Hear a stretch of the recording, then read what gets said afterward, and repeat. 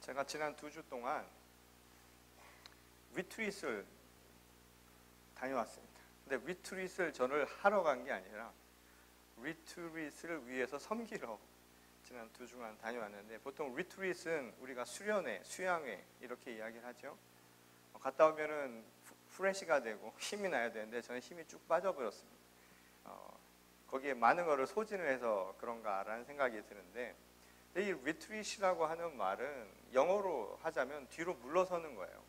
퇴보한다, 퇴각한다, 이런 의미가 리트릿이라는 단어에 담겨져 있는 의미입니다. 근데 그 안의 의미를 하나하나 뜯어서 생각해 보면 리라고 하는 말은 다시란 뜻도 있지만 못과 떨어져 라는 의미도 담겨져 있습니다. 그리고 트리트라고 하는 트리트라는 단어는 무엇을 대접하다라는 의미도 있지만 그 안에는 cure, 다시 말해서 치료하다라는 의미도 있습니다. 그러니까 리트릿이라고 하는 우리가 그 말을 쓰는 것은 무언가 세상으로부터 잠깐 떨어져서 자신의 아픔, 상처를 치유할 수 있는 시간이 바로 리트릿이라고 하는 단어가 갖는 의미라는 거예요. 이 카톨릭에서 자주 쓰는 말이 있죠. 피정이라는 말이 있습니다. 그래서 신부님들이나 수녀님들이 피정을 간다라고 이야기하는데, 그것도 우리가 흔히 교회에서 말하는 수양회, 수련회와 비슷한 의미죠. 근데 이 피정이라는 말도 사실은 네 단어에서 나온 건데요. 피세라는 말, 다시 말해서 세상을 피하고, 그리고 정념, 자신의 생각을 집중한다라는 의미를 갖는 말이에요. 그러니까 피정이라는 말은 세상에서 잠깐 피해서 떨어져서 정념, 이 정이라는 말은 고요할 정자이기도 하지만 살핀다는 말도 있습니다. 자기의 생각을 살펴보는 거예요. 우리가 세상을 살아가면서 안고 있는 많은 아픔, 상처라고 하는 것들, 그래서 리트릿하는 큐어해야 할 것들은 우리 몸만이 아니라 우리 마음 가운데도 있다는 거예요. 특히 우리 영이 그렇다라는 것이죠. 그래서 우리의 영을 고치기 위해서 잠깐 떨어져서 세상과 구별이 되어서 그곳에서 자기를 되돌아보는 시간을 갖는 것, 이게 리트릿의 의미라는 겁니다. 저는 오늘 이 이야기를 통해서 이 예수께서 우리에게 전하려고 하는 이 말씀도 이와 유사한 메시지를 전하고 있다는 사실을 여러분과 함께 나누려고 합니다. 오늘 우리가 읽었던 이 본문 말씀은 예수께서 이 안식일에 이 회당에 가셔서 오랜 세월 병마에 시달리던 한 여인의 병을 고치신 이 사건을 기록하고 있습니다. 근데 그 여인의 병이 정확히 무엇인지는 알 수가 없어요. 다만 우리가 짐작할 수 있는 것은 허리가 굽어 있어서 그 허리를 펴라 라고 그렇게 말씀하셨겠다. 그러니까 허리를 펴지 못할 만큼 중증 환자였을 것이다. 그것도 오랜 세월 동안 허리를 못 펴고 있었던 사람이었을 것이다. 그런 짐작만 할 수 있다는 겁니다. 그런데 이 헬라어 원문을 보게 되면 이에 대해서 조금 더 우리가 생각해 볼 수 있는, 그러니까 유추해 볼 수 있는, 추측해 볼 수 있는 단서를 얻게 됩니다. 오늘 본문 말씀 11절에 보면 이 번역에 병마라고 번역이 되어 있어요. 또 다른 번역에는 이 그냥 병이 든 것이 아니라 귀신에 들려서 아파하고 있는 여인이라고 그렇게 표현을 해놓기도 해놨습니다. 근데 이 말, 병마라고 번역해 놓은 이 말의 헬라어 원문이 뭐냐면 아테네이아라는 단어입니다. 이 아테네이아라는 단어는 아픈 거예요. 근데 아픈데 언제 아프냐면 몸이 아파서 아픈 것도 아테네이아고, 우리의 마음이 아플 때, 우리가 흔히 심적으로 고통을 당할 때도 아테네이아라는 단어를 사용하게 됩니다. 그러니까 여하튼 마음이라고 하는 것을 놓고 볼 때도 정상적이지 않은 상태, 양호하지 않은 상태라고 말할 수 있다는 것이죠.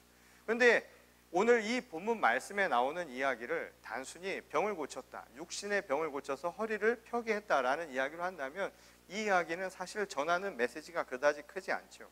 그런 의미에서 다른 각도에서 이 말씀을 살펴볼 필요가 있다는 겁니다. 그것은 바로 우리의 마음과 관련되어 있다는 것이죠. 우리 영혼에 대한 이야기를 예수께서 하고 계시다라는 것을 볼 수 있다는 겁니다. 저는 이 아세네이아라고 하는 이 단어의 의미를 그래서 네 가지로 이 생각을 해보았습니다. 이 실제로 이 아세네이아라고 하는 단어가 갖는 마음의 아픔을 나타내는데, 그 마음의 아픔을 나타내는 이 정도, 그리고 그것을 구별할 수 있는 이 네 가지 정도로 생각을 해볼 수 있다는 거예요. 그 첫 번째는 뭐냐면, 이 아테네이아라고 하는 것은 이 판단이나 이해를 할 수 없는 상태, 우리가 마음이 아주 힘들고 어려울 때, 영적으로 힘들 때는 사람이 판단이 잘 안 설 때가 있습니다. 그리고 이해가 잘 되지 않을 때가 있죠. 예컨대 우리말에도 이런 말이 있죠. 조숙한 아이를 일컫는 말이 있죠. 애인데 어른같이 구는 아이를 뭐라고 부르나요? 애늙은이 또는 애어른 이렇게 이야기를 하잖아요. 이 심리학에서는 그와 반대되는 말이 있습니다. 그건 뭐냐면 성인이 다 됐는데 이미 몸은 성인의 몸을 가졌는데 생각하는 거나 하는 행동은 아이 수준에 머물러 있는 거예요.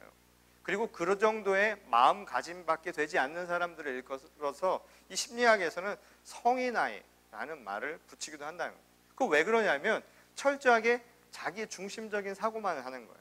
그러니까 아이를 보게 되면 자기의 범위를 벗어나지 않죠. 그 안에서만 사고하기 때문에 애 같다라는 이야기를 사용하지 않습니까? childish하다라는 게 바로 그런 의미이죠.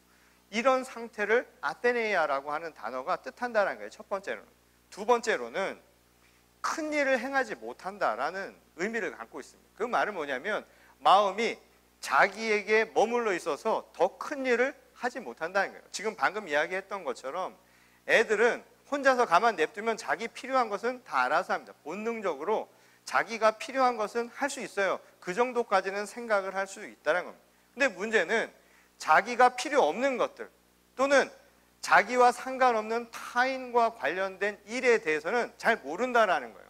거기까지 생각하지 못하는 마음의 상태, 그것이 마음이 아픈 상태, 아테네이아라고 하는 단어가 갖는 의미라는 것이죠. 어떻게 보면 공동체 생활을 하기 힘든 심리적인 상태를 가진 사람들의 마음을 이렇게 표현할 수 있다는 겁니다.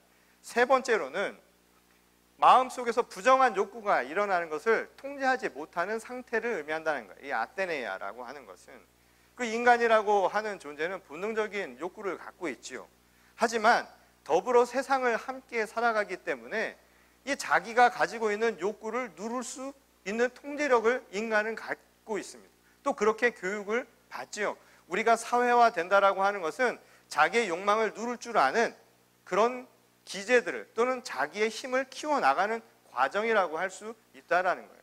물론 그것이 타인에 의해서 될 수도 있겠지만 기본적으로 자기 안에 그런 욕구들을 통제할 수 있는 것들이 생겨난다는 거예요. 근데 이거를 하지 못하면 어떻게 될까요?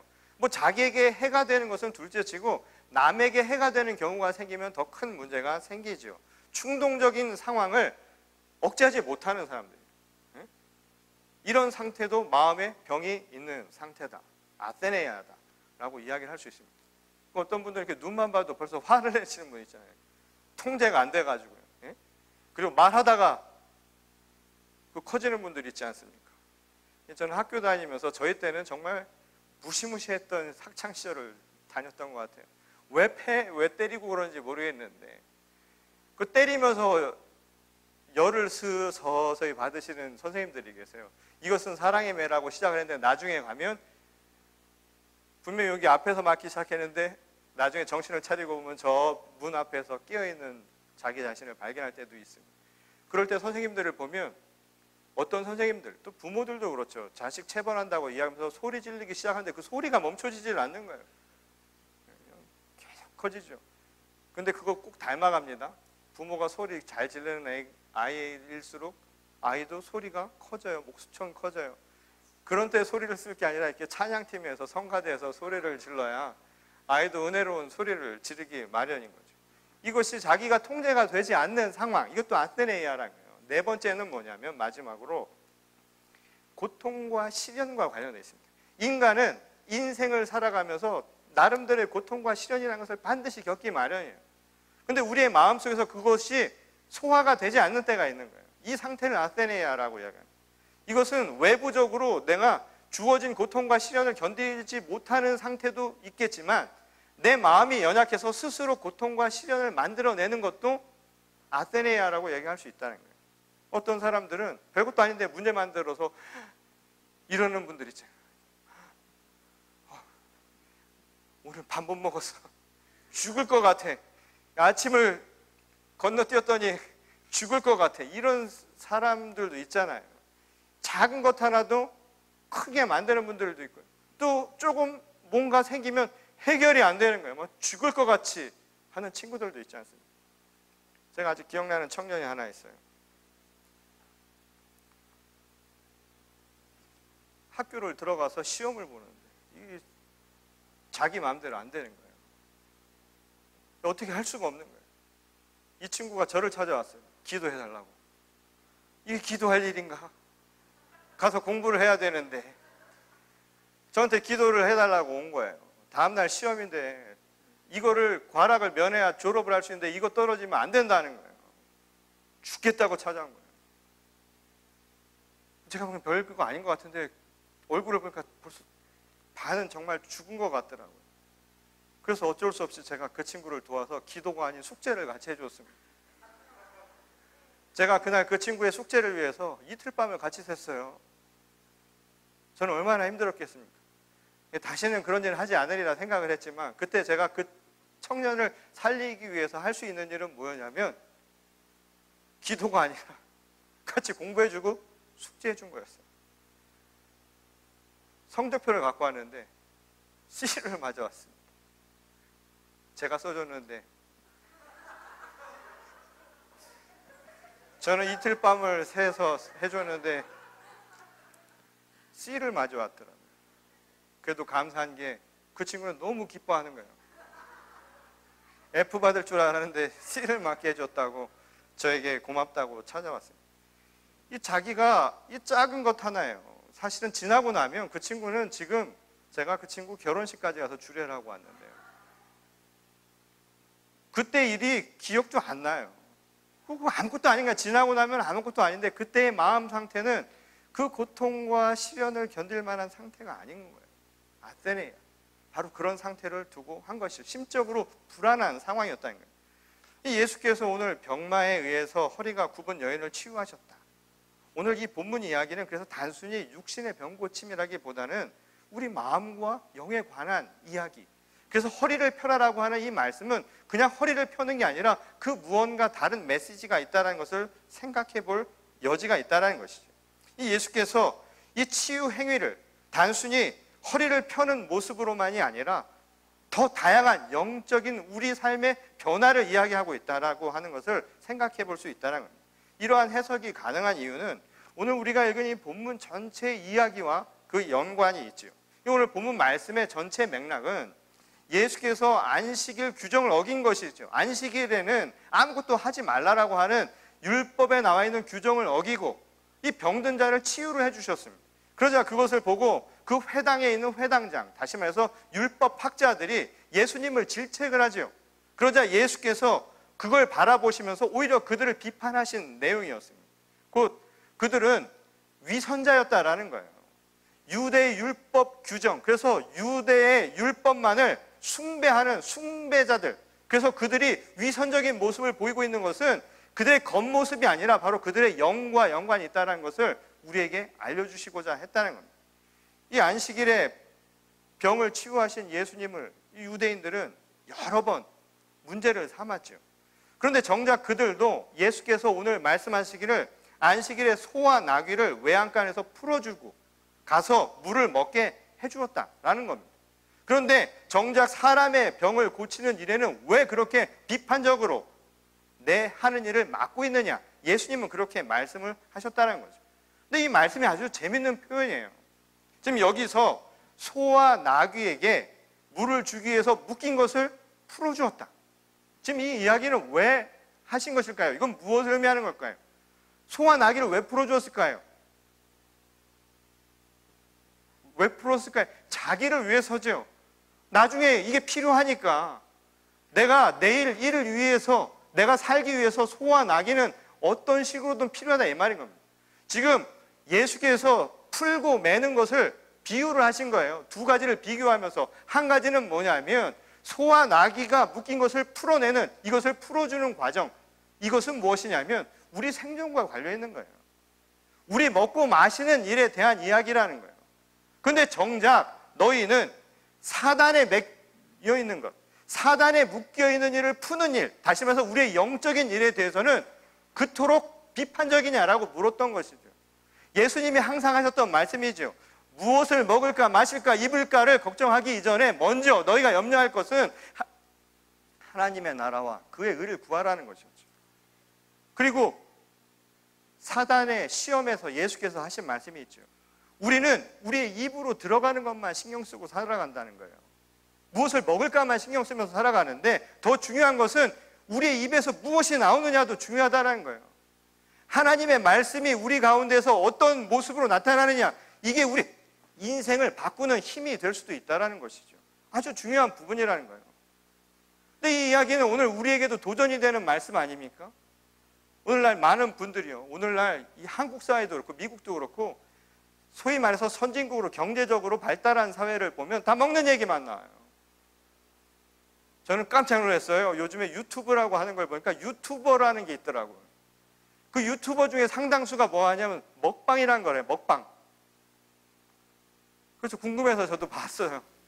진짜 먹기만 하더라고. 먹어도 무자비하게 먹습니다. 엄청 먹어요. 근데 신기한 게 그걸 먹는 걸 보고 사람들이 카타르시스를 느낀다는 거예요. 남이 먹는 걸 보면서. 근데 오늘날 이 먹는 거 가지고 요리 뭐 이런 것들 이야기하는데 정작 지금 현실에서는 또 어떤 얘기가 나오냐면 먹지 않는 걸 하잖아요. 네? 안 먹어야 슬림한 몸을 유지할 수 있다고요. 네? 저 물만 먹어도 살찐다는 사람 다 거짓말입니다. 뭔가 먹고 있는 거예요. 먹지 마세요. 다이어트 하십시오. 이런 이야기들이 계속해서 나오고 있는 거예요. 먹건 먹지 않건 무엇을 먹느냐라고 하는 것이 어느 순간에 오늘날 우리 사회의 중요한 이슈가 된 거예요. 테마가. 제가 언젠가 말씀드린 것처럼 한국을 가면 오래간만에 가기 때문에 예전에는 몰랐던 게 보여요. 왜냐하면 예전에는 없었으니까. 저는 예전에 이렇게 손톱, 이게 뭐라 그러죠? 이 네일 샵이 그렇게 많은지 몰랐어요. 미장원과 이 네일 샵이 엄청나게 많아졌어요. 그 사람들이 뭘까요? 보여지는 것에 그만큼 더 많이 신경을 쓰는 거예요. 교회는 점차 줄어들죠. 우리의 영을 다루는 문제들에 대해서는 사람들이 관심을 두지 않는 거야. 무엇을 먹을까, 마실까, 입을까라고 하는 것이 오늘 이 시대의 가장 궁극적인 목적이 되어버린 상황이 되어버렸다는 거예요. 예수께서는 율법주의자들, 당시 율법을 숭배하던 사람들의 위선을 이것에 빗대어서 설명을 한 것이었죠. 왜 너희는 영혼에 대해서는 그렇게 무관심하고 그것에 대해서는 그렇게 비판적인 잣대를 들이대느냐, 이 말인 거예요. 먹고 마시는 문제에 대해서는 그렇게 관대하면서, 생존의 문제에 대해서는 그렇게 관대하면서 왜 영혼의 문제는 너희들은 말하지 않느냐고. 오늘날은 영적 지도자로 살아간다는 것, 심지어는 학교 교사로 살아가는 것도 어려운 시대가 되어버렸다는 거예요. 선생님이 뭔 말을 못해요. 학교에서 잘 되라고 따끔하게 이야기해 주는 걸 못해요. 벌써 얘기를 하려고 하면 애들이 벌써 스마트폰을 꺼내갖고 찍고 있어. 물론 체벌을 가하고 권위주의적인 선생님들의 모습도, 교권도 문제였겠지만 중요한 것은 우리 영을 가르치는 것에 대한 이야기를 못한다, 이 말인 거예요. 먹고 사는 것에는 엄청 관대하죠. 내가 필요해서, 지금 먹고 사는데 뭔가 필요하다라고 하는 이야기에 대해서는 다 익스큐즈가 되는 시대가 되어버렸다는 겁니다. 예수께서 당시 유대인들에게 똑같이 말씀하신 거죠. 우리가 먹는 것만이 아니라 우리 입으로 나오는 거예요. 어떻게 사느냐가 중요하다는 거예요. 우리가 어떻게 살아가냐, 하루하루의 삶이 어떠냐 말이에요. 행복이라고 하는 것이 우리 입으로 들어가는 것, 우리가 갖는 것, 우리가 소유하는 것, 내가 가졌다고 생각하는 것 때문에 우리를 행복하게 만든 적은 한 번도 없었다라는 거예요. 그것은 착각이라는 거예요. 행복은 우리가 어떻게 살아가냐, 어떻게 생각하느냐, 어떤 모습으로 있느냐가 더 중요하다는 거예요. 오늘 이 병마에 걸린 여인의 허리를 펴게 한 예수님의 치유를, 그런 의미에서 예수님은 우리의 마음과 영혼의 치유, 그래서 우리의 영혼과 마음을 묶고 있는 그것을 푸는 행위로 설명을 하고 계셨던 것이죠. 그렇다면 이 예수께서 영적인 병을 앓고 있었던 이 여인, 그 여인을 치유하면서 하셨던 말, 허리를 펴라, 이게 과연 어떤 의미일까요? 우리가 아까 전에 아세네이아라고 하는 4가지 의미가 있었죠. 아세네이아를 반대로 하면 허리를 펴는 것이니까 그 아세네이아의 의미로 다시 한번 돌아가 보겠습니다.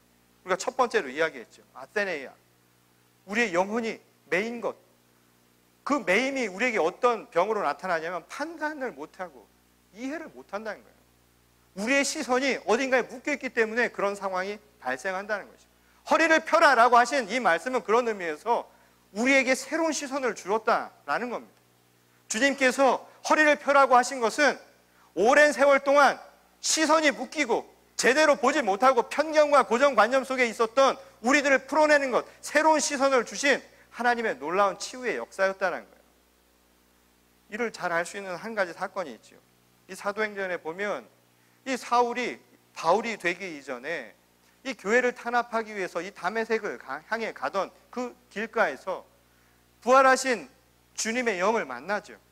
그리고 그의 삶이 변화됩니다. 그때 변화된 것을 어떻게 표현했냐면 그의 시선이 변했다고요. 그의 눈에서 비늘이 떨어졌다라는 말로 표현합니다. 시선이 바뀐 거예요. 오늘 말로 다시 바꾸면 허리를 편 사건이었다 이 말인 겁니다. 예수께서 병마에 오랫동안 앓고 있었던 여인에게 했던 이 말은 바로 허리를 펴라. 그 말은 다른 것이 아니라 너에게 새로운 시선을 주겠다는 겁니다. 하나님의 시선을 너에게 주겠노라. 이것이 바로 첫 번째 허리를 펴라라는 말의 의미라는 것이에요. 이 두 번째 증세는 이 마음이 아프면 아테네이아의 상태에 있으면 자기 말고는 남의 일을 보지 못하는 큰 일을 할 수 없다라는 것이죠.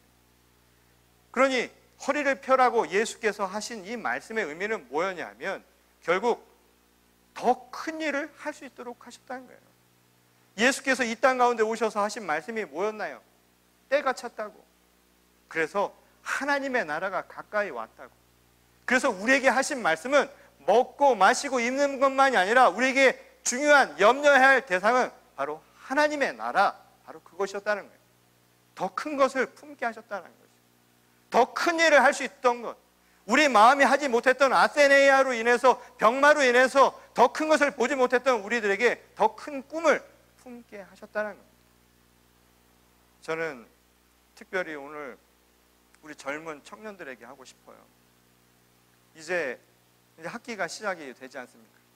저는 항상 예배를 끝나고 집에 가다 보면 이 새벽이나 왔다 갔다 하다 보면 버클리를 항상 캠퍼스를 지나갑니다. 그 앞을. 그러면 이 젊은이들이 막 몰려 나오는 걸 느낄 때가 있어요.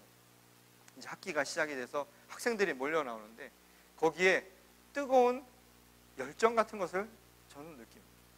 근데 그 열정이 아세네이아로 인해서 자기 일만 보는 것으로 그쳐서는 안 된다는 거예요. 그것은 영혼이 다친 것, 무언가에 묶인 상태에 지나지 않는다는 거예요. 오늘날 젊은이들이 허리를 펴야 될 거 아닙니까? 더 큰 세상을 바라봐야 될 거 아닙니까? 더 큰 하나님의 나라를 봐야 될 거 아니냐 이 말인 거예요. 꿈이 없는 시대를 살아가는 오늘 젊은이들에게 저는 이 권면을 하고 싶습니다. 허리를 펴십시오. 꿈을 가지세요. 더 큰 나라가 바로 우리를 기다리고 있지 않습니까? 그것은 정치를 하고 무슨 큰 기업을 행해서만 얻는 것이 아닙니다. 오늘 내게 주어진 하나하나가 하나님의 나라임을 내가 믿고 그 일을 위하여 최선을 다한다면 그것이 바로 오늘 우리에게 주신 꿈을 실천하는 길인 것이죠. 오늘 젊은이들이 포부를 가지고 허리를 펴기를 원합니다.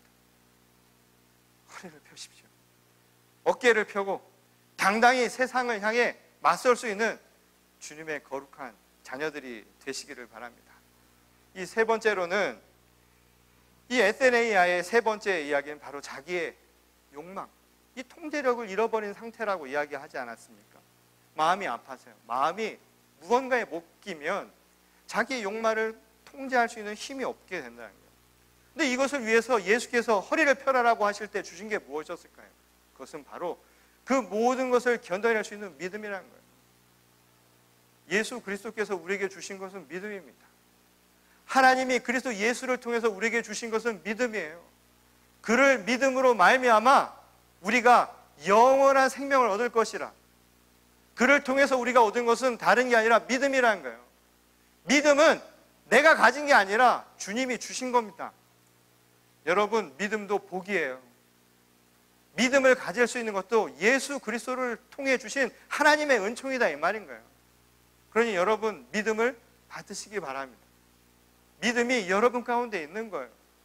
그 믿음을 통해서 내 삶에 억제를 항할 수 있는 통제력, 힘도 얻게 될 수 있다는 것이죠. 우리가 잘 아는 다윗 왕의 이야기를 여러분들이 기억할 겁니다. 이 다윗이 어느 날 밤에 이 성전을 거닐는데 어느 한 여인이 목욕하는 모습을 보게 되죠. 그땐 그렇게 가까웠나 봐요, 집들이. 그걸 어떻게 또 봤을까? 제가 보기엔 다윗의 눈이 굉장히 밝았으리라 생각이 드는데 그 모습을 보고 음욕을 품죠. 음욕을 품는 건 인간이 가질 수 있는 하나의 욕구라고, 욕망이라고 생각을 할 수 있습니다. 근데 문제는 그걸 통제하는 힘이죠. 그는 결국 자기를 통제한 것이 아니라 그 여인을 탐해서 그 여인을 취하기 위해서 그 남편인 우리아를 전쟁터에 내보내서 죽게 만들죠. 이게 바로 죄입니다. 마음의 상처가 이런 죄로 나타나게 된 거예요. 그런데 그에게 변화가 일어나죠. 그것은 다른 것이 아니라 하나님이 그에게 임하셔서, 하나님의 역사가 임해서 그가 하나님을 진정으로 내 삶의 주인으로 모신 이후에 그의 삶에 변화가 일어나죠. 바로 믿음이 그를 살린 겁니다. 그 믿음으로 말미암아 그는 끝까지 그 음욕과 또한 음행이라고 하는 죄에서 벗어나서 스스로 통제할 수 있는, 더는 아세네이아가 아니라 영적으로 건강한, 그래서 주님의 지도자로서 설 수 있는 힘을 얻게 되었다는 겁니다. 허리를 펴라. 바로 우리에게 믿음을 주신 하나님의 축복의 메시지란 거예요. 이 마지막 네 번째는 고통과 시련이라고 하는 거예요. 그러한 연약함에 대해서 예수께서 허리를 펴라 하신 말씀의 의미죠. 그것은 무엇일까요? 바로 우리에게 주신 소망입니다. 소망이 있으면 사도 바울의 이야기대로 어떤 고난과 시련도 소망 앞에선 우리에게 주신 단순한 연단에 지나지 않는다. 내일 무슨 일이 있는가를 알고 있다면 그 소망이 있는 사람은 오늘 고난과 시련을 이겨낼 수 있는 힘이 있다 이 말입니다. 당연한 거 아닙니까? 내일 일이 잘 될 거라고 하는 확신이 있는 분들은 오늘 다소 일이 안 풀려서 어려울지라도 거기에 쉽게 흔들리지 않을 겁니다. 내 마음을 잡을 수 있는 중심이 생기는 것이죠. 오늘 하나님이 예수 그리스도를 통해서 허리를 펴라라고 하신 이 말씀의 의미는 바로 이거라는 거예요. 소망입니다. 그 소망으로 오늘 시리와 시험과 좌절에서 이겨내라. 바로 이것이 예수께서 우리에게 선포하신 말씀이었다는 거예요. 이 사도행전 5장 41절을 보면 이 당시 예수 그리스도의 부활의 능력을 증거하던 사도들을 많은 사람들이 모멸하고 또 그들을 고통하고 잡아 죽이려는 상황을 그리고 있습니다. 근데 그때 사도들이 한 말이 있어요. 내가 모멸을 당하는 것, 내가 그리스도의 예수의 이름으로 내가 그리스도의 나라를 위하여 힘써 일하다가 당하는 이 모멸감도 내게 주신 자격이라고요. 이것도 하나님이 주신 축복이라고 고백하는 게 있습니다. 왜 그런가? 오늘은 보이지 않지만 바로 그날에 하나님이 내게 주실 그 축복을 생각하면 그 소망이 있기에 오늘을 견뎌낼 수 있다는 겁니다. 오늘 우리의 묶인 것들이요, 시련과 고난도 바로 이 소망 안에서 이겨내는 거예요. 이것이 하나님이 그리스도 예수를 통해서 우리에게 선포하신 말씀의 의미였다는 거예요. 허리를 펴라.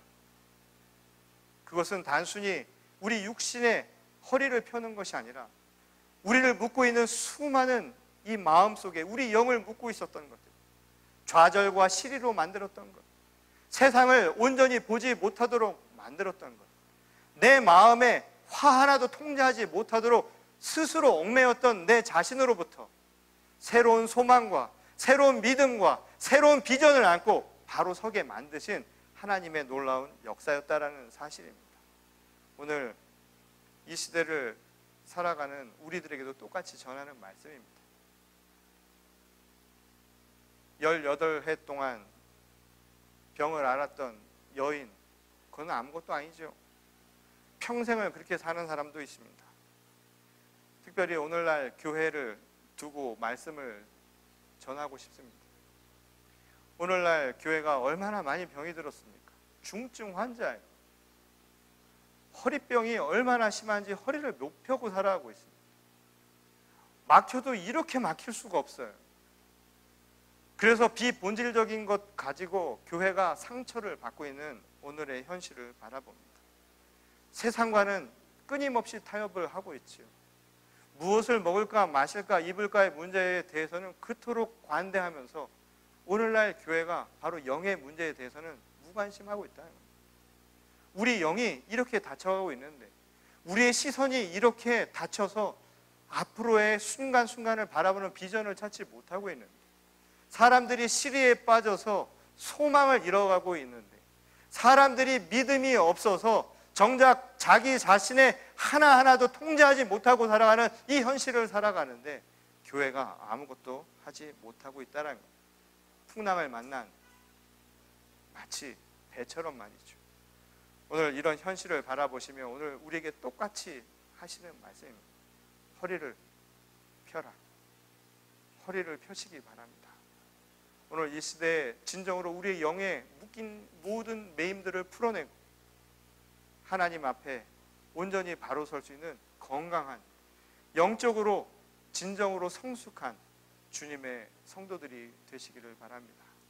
우리 교회와 그리고 우리 성도들, 또 이 자리에 함께하지 못하는 모든 주님의 자녀들을 위해서 우리가 함께 기도할 수 있기를 소원합니다. 그래서 여러분들을 통하여서 하나님의 나라, 그 나라를 함께 이루고 모든 성도들이 허리를 펴고 주님 앞에 온전히 나갈 수 있기를 주님의 이름으로 간절히 축원합니다. 우리 다 같이 기도하시겠습니다. 하나님, 감사를 드립니다. 오늘도 우리를 부르시고 우리 가운데 순간순간 역사하시는 줄 믿습니다. 예수 그리스도의 말씀처럼 허리를 펴라 하셨던 그 마음을 저희들이 잃지 않도록 도우시고, 닫혔던, 또한 묶여있던 우리의 마음들이 풀려서 주님 앞에 나설 수 있도록 은혜를 베풀어 주시옵소서. 새로운 비전을 얻게 하시고 새로운 소망과 소한 주님의 굳건한 믿음 안에 거할 수 있도록 인도하여 주시옵소서.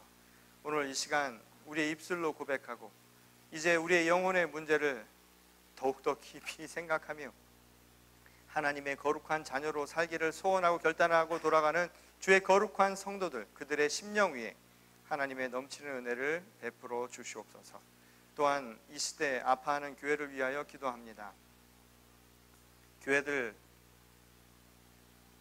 하나님, 이 시대의 교회가 하나님께서 허락하신 뜻이 있음에도 불구하고 그 본분과 역할을 잃어버리고 찾지 못하고 있다면 온전히 눈을 들어 바라보게 하여 주시옵소서.